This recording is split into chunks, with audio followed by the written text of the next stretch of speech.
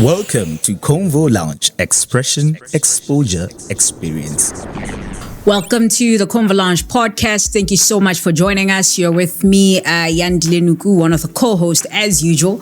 And this is the second segment of a feature we call the HR Couch, where we simply talk to leading HR talent in the country to try and understand this issue of unemployment from their perspective and what they currently experience in industry. Over and above that, we try and get sort of like a knowledge transfer or a skills transfer from them to find out what their approach is towards building themselves as talent, but also building quality talent pipelines. I'm joined today in studio by Chedza Balopi, who is leading HR talent in industry. And I do believe that she's reached all the way to exco level in this space. And so we're going to have a candid conversation with her around the world of HR and building high value talent. Thank you so much for joining us on Convo Lounge. I hope you're well. Thank you so much for inviting me. I'm well. Fantastic. Maybe we can start it on a light note.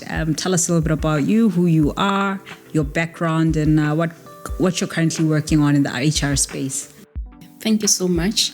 I've been an HR practitioner for the past 27 years, 28 in June.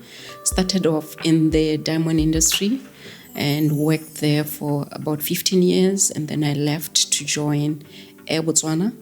And then in 2013, I joined Stanbic Bank as the head of people and culture. So I've worked across 3 industries: diamond industry, aviation, and financial services. So that's me. Nice. So you worked for one of the leading industries in the country. Mining, I believe, is one of the highest private employers in the country. And then financial services as well is one of our leading in industries in the country. Not only that, but they also lead even with the quality of work or the quality of pay in industry. So it'd be really great to hear some of the insights you have from your experience. Let's look at it a little bit more broadly. 20 plus years of experience. I imagine you've seen Botswana through its different phases when it comes to talent, employability, and the idea of looking for jobs. I think you're in the age group when you are done with school, you had a job waiting for you. Yeah. And then, I'm in the age group where, oh gosh, you finish school, you have to find your way in. You have to pass really, really well. There's no job waiting for you. But you also have to do what we call creating opportunities for yourself. Tell us about your experiences in the world of work in terms of at your time. What was necessary for you to get an opportunity, and what's the difference now for young people in our times? Thank you. I think, like you rightfully say, back then, I was sponsored by Botswana. And so when I came back from school, I knew there would be a position for me.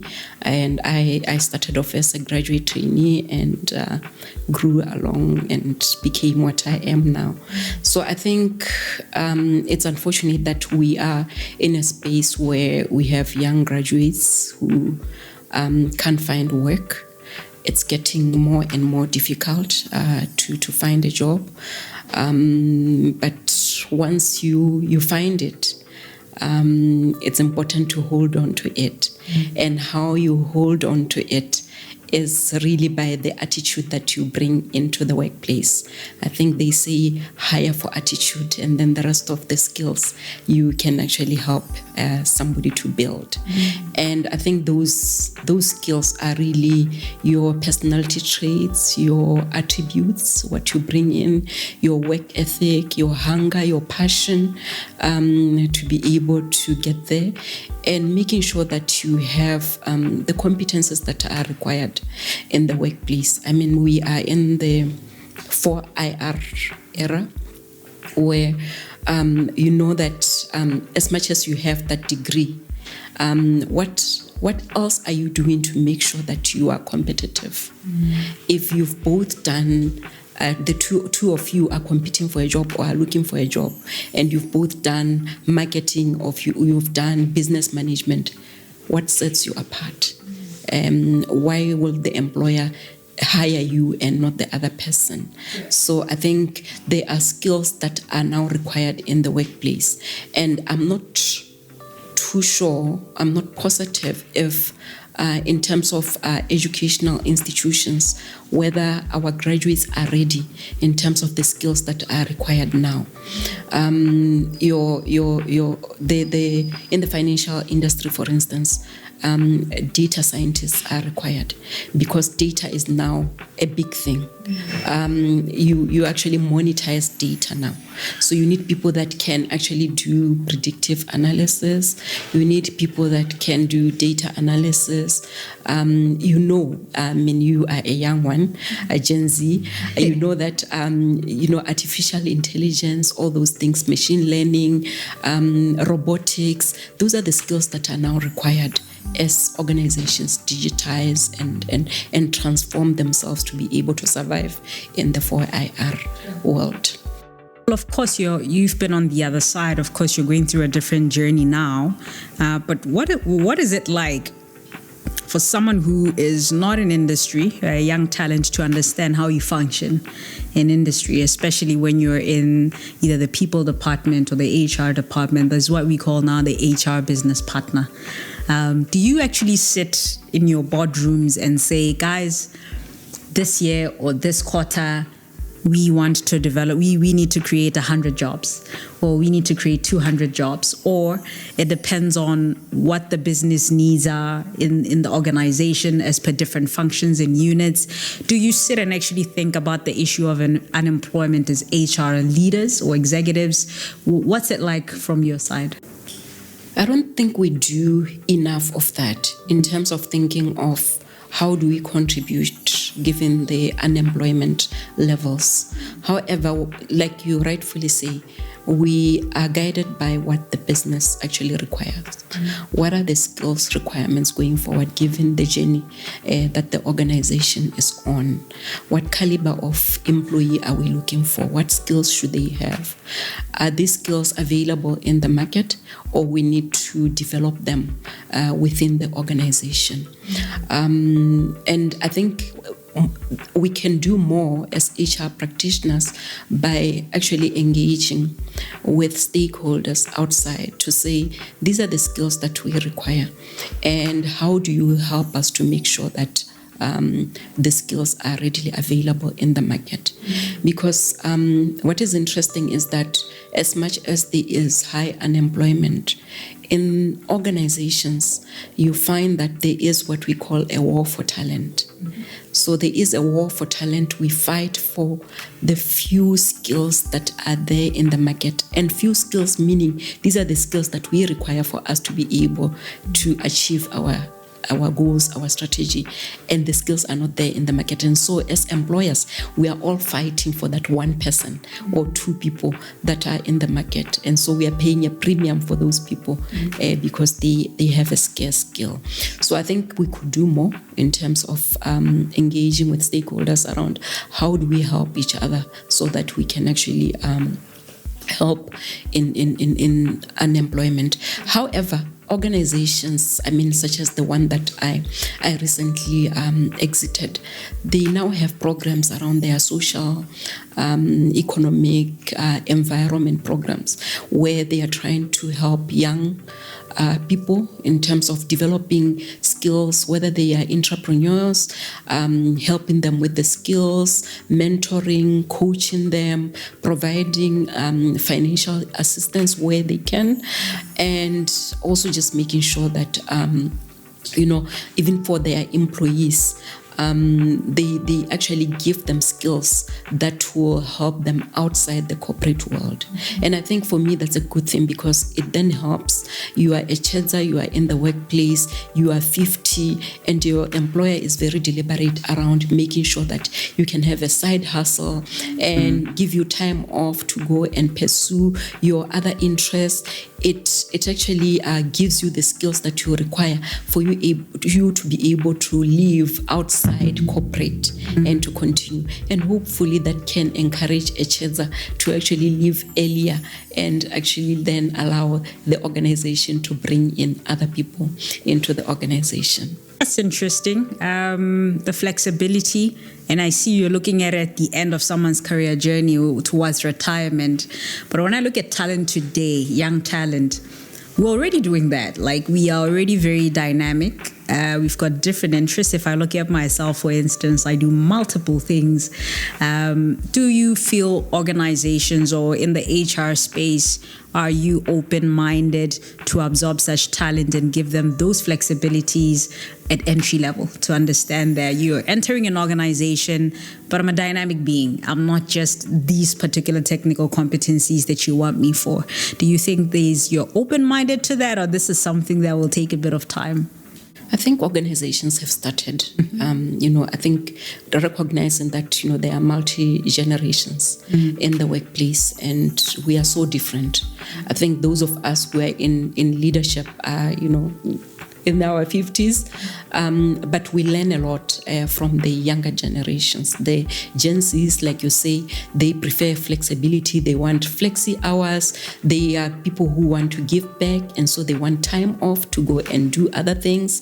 They are people who want you to give them data, and they want to be able to, they want you to be transparent. They want you to build trust in the workplace. They are completely different, and so there is collaboration and learning that happens between the generations. I think we as HR need to do more, or as a leadership need to do more in making sure that the leadership is actually at that level where they can recognize that they are actually leading people who want to be led differently. It's not a Chedza who prefer to have a structured way, processes and all that, that make sure that guide you in terms of how you want the job to be done. The Gen Zs want it done differently. I was just saying that I am actually writing an article that will be out this week, and it's about navigating ambiguity. It's a competence and a skill that is critical for everyone who is going into the workplace, because the world that we live in, it's not black and white. It's ambiguous. You need to find your way there and say, how do I still deliver? How do I still reach the outcomes, even though it's not very clear in terms of where we want to get to? So I think transformation requires that one be adaptive to change and be able to find their way, even though things are not as clear as they should be. So I think those are some of the competencies that I would say as a young person going into the market, be prepared to navigate that ambiguity, and like I said, be passionate, be hungry, and have learning agility. Want to learn and grow and develop yourself. Yeah. Interesting. I never thought about navigating ambiguity as a skill, but it makes me think about things that are skills that we never thought they are. Like, for instance, I think that confidence is a skill. And I think it's something that you can build. It's not something that someone just arrives at. And so quite interesting on the aspect of ambiguity. Let's define that. What does that look like in a workspace? Is it you having to make decisions without enough information? Is it you having to jump into a role without proper handover? What does that actually look like? So that's exactly what you just described. You have to make decisions without enough information. So you have to be confident in that the judgment call that I'm making will get me to the outcomes that I want. And so that is navigating ambiguity. A lot of organizations are transforming and changing the culture that they used to have, and I think that mindset shift that is required even in terms of the reset agenda, doing things differently and all that, it's not clear for everyone, but you have to do it so that you can get to a place. So some of these skills, like you say, confidence. I was, when I started my career, I'm shy. So I'm shy. I didn't have confidence and all that. But it's something that, I learned throughout the process to say, if I'm to survive, if I have to grow my career, I have to be confident. And organizations try to, give you those skills through the courses that they will take you to. But you also need to then experiment and experience and practice so that you can be competent. Gonna go for a quick break. We're having a candid conversation with Ms. Chedza Balopi, leading HR executive in the country, being Botswana, in case you're watching this podcast from somewhere across the world, talking all things HR, talent, and what you need today as talent to make it in the industry. Convo Lounge, expression, exposure, experience. Welcome back to the second half of the conversation where we're speaking to Ms. Chedza Balopi, who is a leading HR talent in the country. She's got 20 plus years of experience working around talent in organization, not just the people aspect of it, but also the culture aspect of it. And so we're talking just a general conversation on an HR's perspective towards this issue of unemployment, and of course talking elements that affect the issue of unemployment.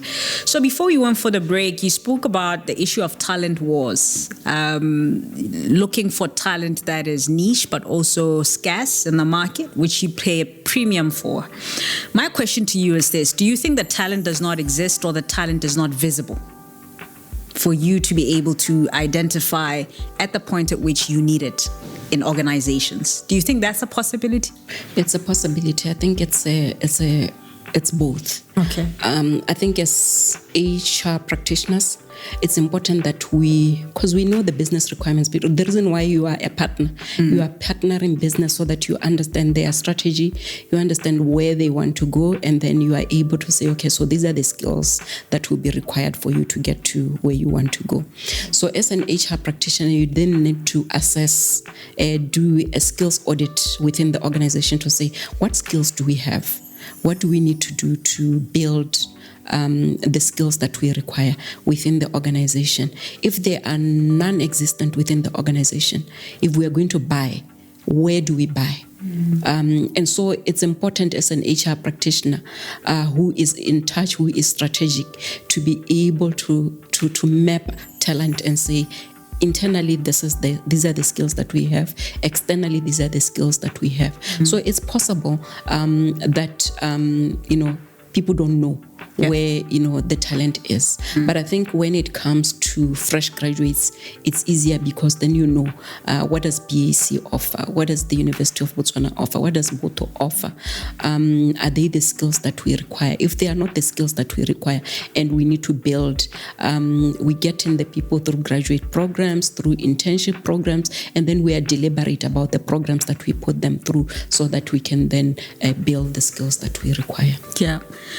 I think you spoke about earlier the idea of how as HR you approach looking for talent. So you have to look at the business, the strategy, where are we heading into the future and what type of skills will we need? And then only at that point do you actually look for talent. My question is this: is there a culture of building talent pipelines or talent communities within corporate in Botswana, even if you might not have an immediate intention to absorb that talent? Yes. Okay. It's important, it's critical for you to, as a business, as part of succession planning, you need to make sure that you have the skills that you require, not only now, but in the future. And so you have a talent pool internally. And like I said, you also need to make sure that you know what's there outside.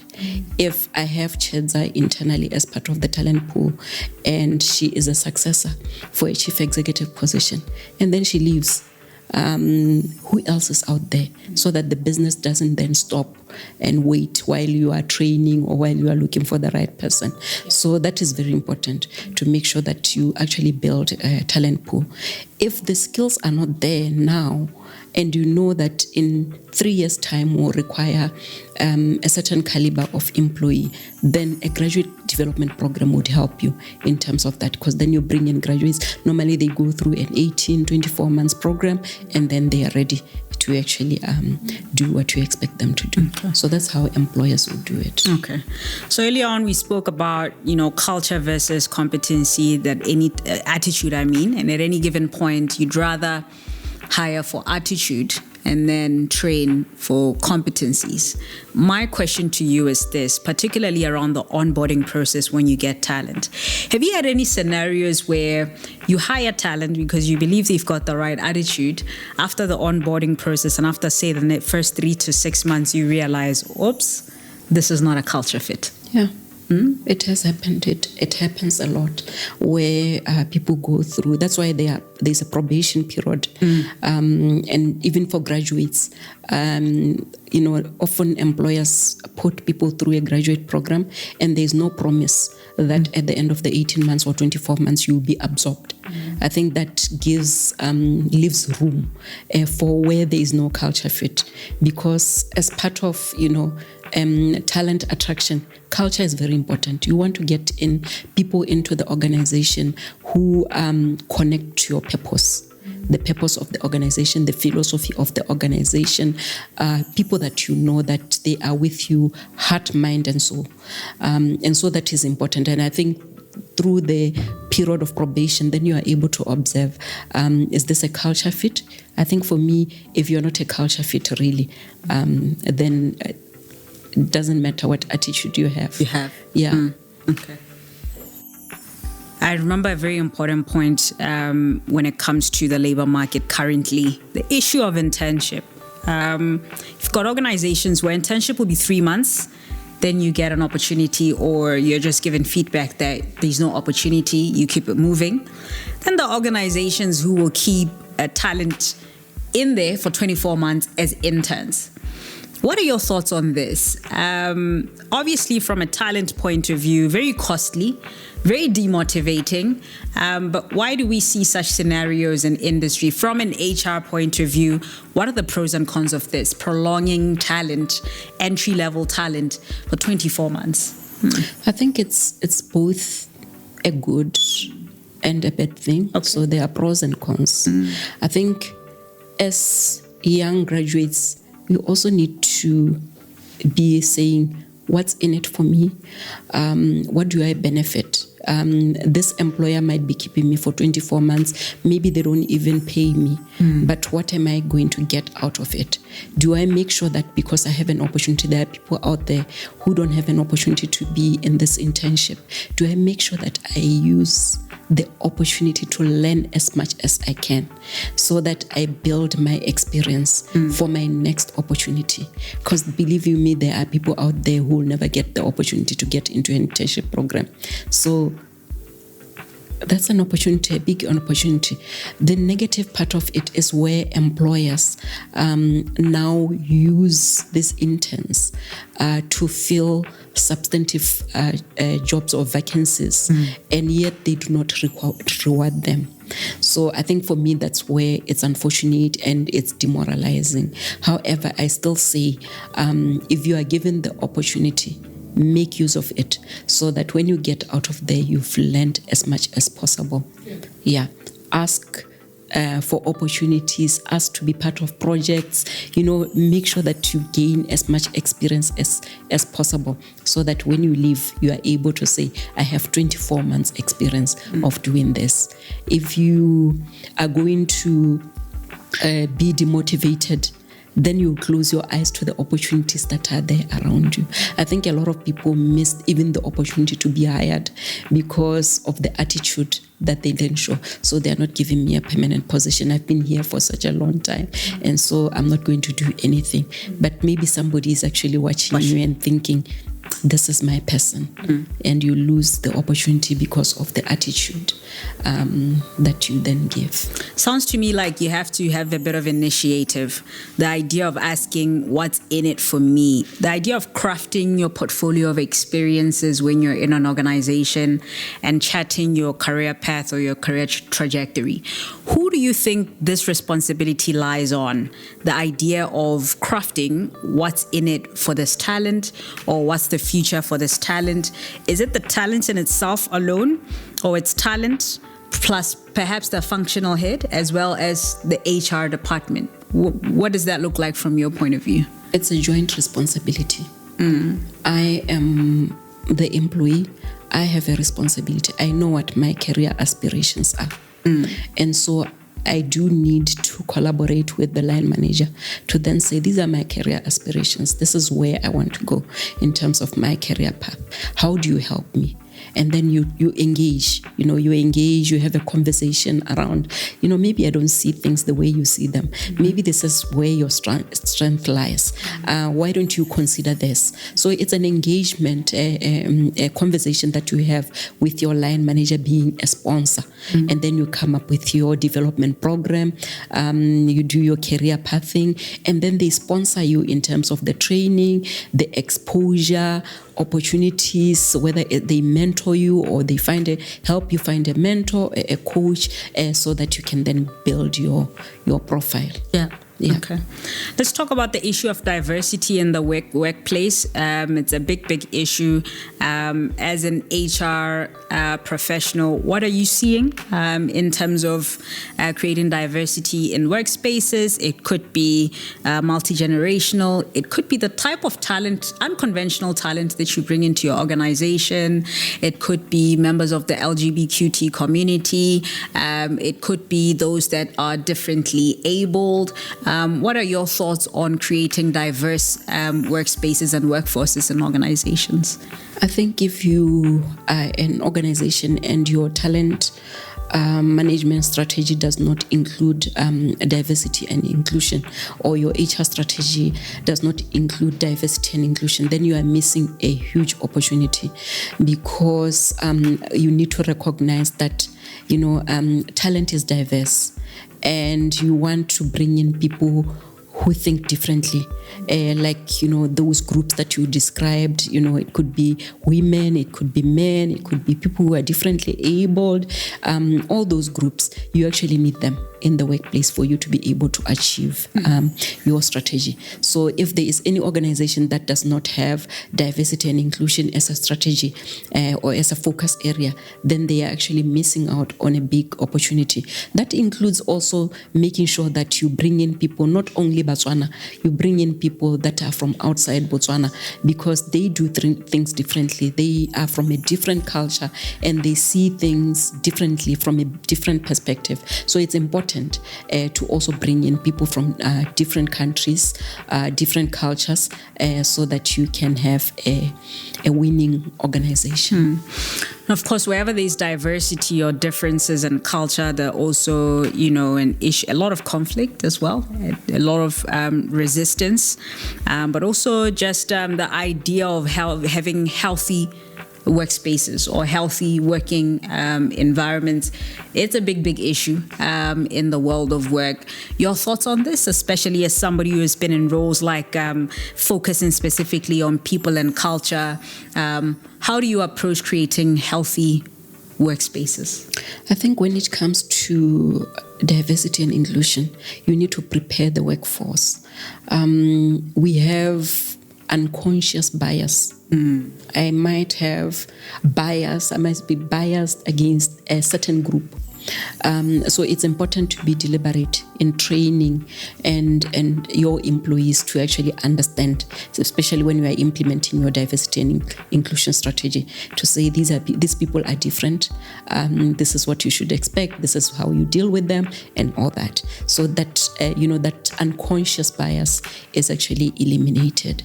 The conflicts in the workplace, I think issues of mental health, I think it's something that as an employer we prepare employees for. I think there is training around conflict resolution. How do you resolve conflict in the workplace?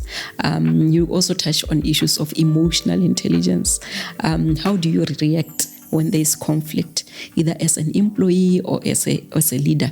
How do you resolve conflict in the workplace so that there is mutual, understanding, and we can work together as a team in harmony?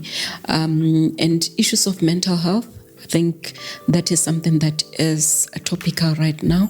And I think as employers, and especially as human resources practitioners, we have strategies in place around wellness of employees, because of recognition that you want an employee that is whole. Whole as in when they come in, they can give you 100%. They are whole at work, at home. The environment in which they live in is conducive, such that when they come to your workplace, they can actually give you 100%. So employers are actually investing in making sure that the employee is well at work and at home. So I think issues of mental health are issues that employers are actually taking very seriously. That's why you find that they would have engaged vendors that actually provide psychosocial counseling. They provide all sorts of services to employees just to make sure that they are supported and can bring the best version of themselves to the workplace. Amazing. So last question I have for you, still I think more towards employment creation. Your thoughts around, you spoke that organizations have to think about where they're going and then sort of create a skills audit and identify the skills that they need.